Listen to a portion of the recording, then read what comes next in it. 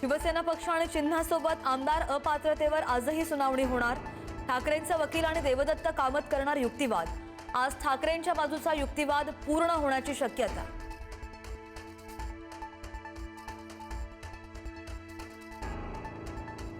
शिवसेना पक्षासंदर्भात मी दिलेला निर्णय शाश्वत, त्यात कोणताही बदल होईल असं वाटत नाही।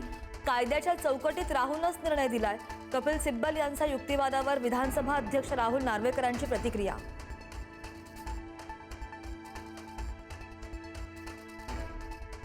फडणवीसांनी दिल्लीमध्ये जावं म्हणून लोक देव पाण्यात ठेवून बसलेत। मोदींना उत्तम कॅबिनेट बनवण्यासाठी फडणवीसांची गरज।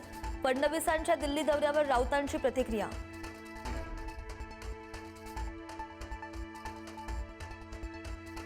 दादांच्या निधनामुळे बारामती पोरकी, पवार कुटुंबाला नागरिकांचं पत्र। बारामतीमधील वाढत्या गुन्हेगारीवर पवार कुटुंबियांकडे नागरिकांची कैफियत। गुन्हेगारी नगर परिषद कारभारावर बारामतीकरांचे पवार कुटुंबियांना साकडं।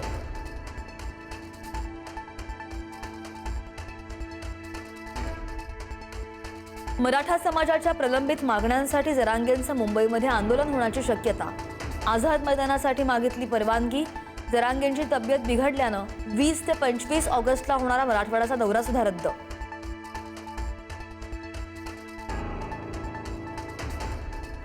अमराठी रिक्षा टॅक्सी चालकांवर नियमांच्या अंमलबजावणीसाठी आज निर्णय होण्याची शक्यता।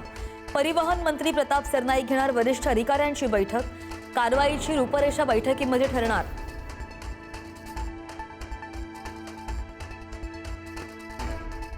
मीरा भाईंदर ते वसई विरार मेट्रोनं जोडणार 25 किलोमीटरच्या मेट्रो 13ला मंजुरी।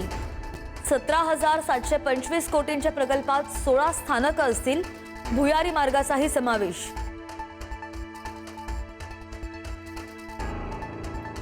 कोकणासह लाखो मतदार SIR प्रक्रियेतून बेपत्ता।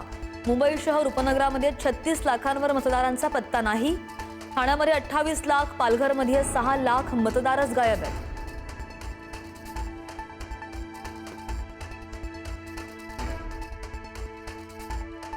छत्रपती संभाजीनगरमधील ब्लिंकेटच्या 2 आस्थापनांवर FDAची कारवाई। ब्लिंकेटच्या 2 आस्थापनांचा अन्न परवाने निलंबित। ब्लिंकेटची ऑनलाईन डिलिव्हरी सुद्धा बंद ठेवण्याचे आदेश आहेत।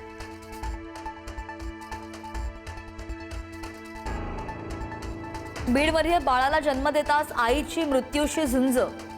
सीझर नंतर पोटात राहिले हातमोजे आणि कागदी रुमाल।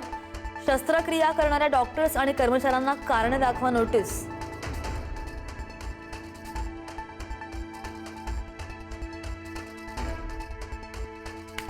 आणि बकरी ईदच्या पार्श्वभूमीवर सोसायटीजमध्ये बकऱ्या आणण्यास मनाई। बकऱ्या आणल्यास 25,000 रुपयांचा दंड।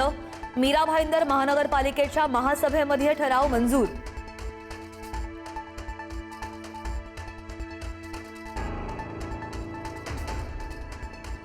राज्यामध्ये 21 ऑगस्ट पासून पावसाचा जोर वाढणार। कोकण आणि विदर्भात पावसाचं प्रमाण वाढण्याचा अंदाज आहे।